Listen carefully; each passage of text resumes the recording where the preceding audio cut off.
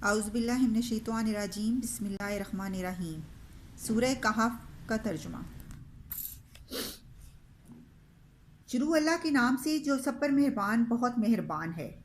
تمام تعریفیں اللہ کی ہیں جس نے اپنے بندے پر کتاب نازل کی اور اس میں کسی قسم کی کوئی خامی نہیں رکھی۔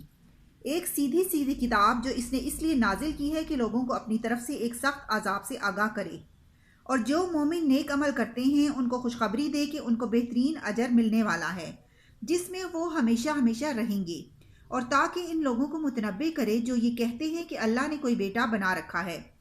اس بات کا کوئی علمی ثبوت نہ خود ان کے پاس ہے اور نہ ان کے باپ دادوں کے پاس تھا۔ بڑی سنگین بات ہے جو ان کے منہ سے نکل رہی ہے۔ جو کچھ وہ کہہ رہے ہیں وہ جھوٹ کے سوا کچھ نہیں۔ اب اے پیغمبر، اگر لوگ قرآن کی اس بات پر ایمان نہ لائیں تو ایسا لگتا ہے جیسے تم افسوس کر کے ان کے پیچھے اپنی جان کو گلا بیٹھو گے۔ یقین جانو کہ روئے زمین پر جتنی چیزیں ہیں ہم نے انہیں زمین کی سجاوٹ کا ذریعہ اس لیے بنایا ہے تاکہ لوگوں کو آزمائیں کہ ان میں کون زیادہ اچھا عمل کرتا ہے، اور یہ بھی یقین رکھو کہ روئے زمین پر جو کچھ ہے ایک دن ہم اسے ایک سپاٹ میدان بنا دیں گے۔ کیا تمہارا یہ خیال ہے کہ غار اور رقیم والے لوگ ہماری نشانیوں میں سے کچھ عجیب چیز تھے؟ یہ اس وقت کا ذکر ہے جب ان نوجوانوں نے غار میں پناہ لی تھی اور اللہ تعالیٰ سے دعا کرتے ہوئے کہا تھا کہ اے ہمارے پروردگار، ہم پر خاص اپنے پاس سے رحمت نازل فرمائیے اور ہماری اس صورتحال میں ہمارے لیے بھلائی کا راستہ فرما دیجیے۔ چنانچہ ہم نے ان کے کانوں کو تھپکی دے کر کئی سال تک ان کو غار میں سلائے رکھا، پھر ہم نے ان کو جگایا تاکہ یہ دیکھیں کہ ان کے دو گروہوں میں سے کون سا گروہ اپنے سوئے رہنے کی مدت کا زیادہ صحیح شمار کرتا ہے۔ ہم تمہارے سامنے ان کا واقعہ ٹھیک ٹھیک بیان کرتے ہیں۔ یہ کچھ نوجوان تھے جو اپنے پروردگار پر ایمان لائے تھے اور ہم نے ان کو ہدایت میں خوب ترقی دی تھی اور ہم نے ان کے دل خوب مضبوط کر دیے تھے۔ یہ اس وقت کا ذکر ہے جب وہ اٹھے اور انہوں نے کہا کہ ہمارا پروردگار وہ ہے جو تمام آسمانوں اور زمین کا مالک ہے، ہم اس کے سوا کسی کو معبود بنا کر ہرگز نہیں پکاریں گے۔ اگر ہم ایسا کریں گے تو ہم یقیناً انتہائی لوگ بات کہیں گے۔ یہ ہماری قوم کے لوگ ہیں جنہوں نے اس پروردگار کو چھوڑ کر دوسرے معبود بنا رکھے ہیں۔ اگر ان کا عقیدہ صحیح ہے تو وہ اپنے معبودوں کے ثبوت میں کوئی واضح دلیل کیوں پیش نہیں کرتے؟ بھلا اس شخص سے زیادہ ظالم کون ہوگا جو اللہ پر جھوٹ باندھے؟ اور ساتھیو، جب تم ان لوگوں سے بھی علیحدگی اختیار کر لی ہے اور ان سے بھی جن کی یہ اللہ کو چھوڑ کر عبادت کرتے ہیں، تو چلو اب تم اس غار میں پناہ لے لو۔ تمہارا پروردگار تمہارے لیے اپنا دامن رحمت پھیلا دے گا اور تمہارے کام میں آسانی کے اسباب مہیا فرمائے گا۔ اور وہ غار ایسا تھا کہ جب تم سورج کو نکلتے وقت دیکھتے تو وہ ان کے غار سے دائیں طرف ہٹ کر نکل جاتا، اور جب غروب ہوتا تو ان سے بائیں طرف کترا کر چلا جاتا، اور وہ اس غار کے ایک کشادہ حصے میں سوئے ہوئے تھے۔ یہ سب کچھ اللہ کی نشانیوں میں سے ایک نشانی ہے۔ جسے اللہ ہدایت دے وہی ہدایت پاتا ہے، اور جسے وہ گمراہ کر دے اس کا تمہیں ہرگز کوئی مددگار نہیں مل سکتا۔ جو اس راستے پر لائے اور تم انہیں دیکھ کر یہ سمجھتے کہ وہ جاگ رہے ہیں حالانکہ وہ سوئے ہوئے تھے، اور ہم ان کو دائیں اور بائیں کروٹ دلواتے رہتے تھے، اور ان کا کتا دہلیز پر اپنے دونوں ہاتھ پھیلائے ہوئے بیٹھا تھا۔ اگر تم انہیں جھانک کر دیکھتے تو ان سے پیٹ پھینک کر بھاگ کھڑے ہوتے اور تمہارے اندر ان کی دہشت سما جاتی۔ اور جیسے ہم نے انہیں سلایا تھا اسی طرح ہم نے انہیں اٹھا دیا تاکہ وہ آپس میں ایک دوسرے سے پوچھ گچھ کریں۔ ان میں سے ایک کہنے والے نے کہا کہ تم اس حالت میں کتنی دیر رہے ہوگے؟ کچھ لوگوں نے کہا ہم ایک دن یا ایک دن سے کچھ کم نیند میں رہے ہوں گے۔ دوسروں نے کہا تمہارا رب ہی بہتر جانتا ہے کہ تم کتنی دیر اس حالت میں رہے ہو۔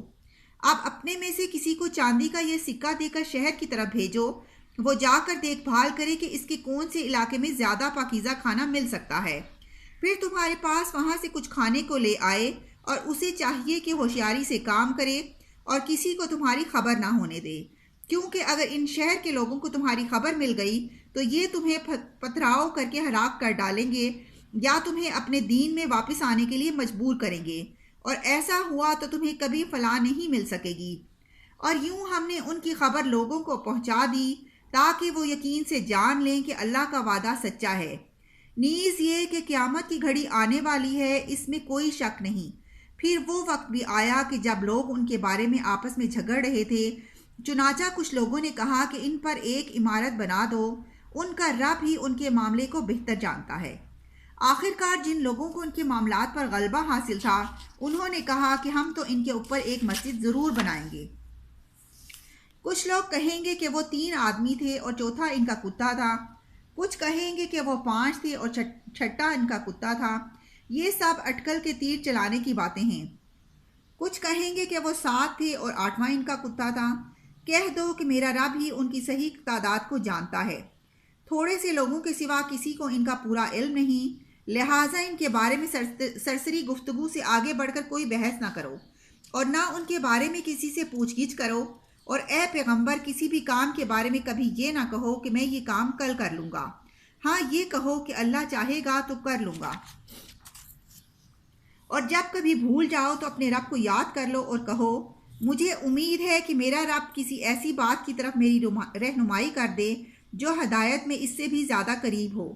اور وہ اصحاب کہف اپنے غار میں 300 سال اور مزید 9 سال سوتے رہے۔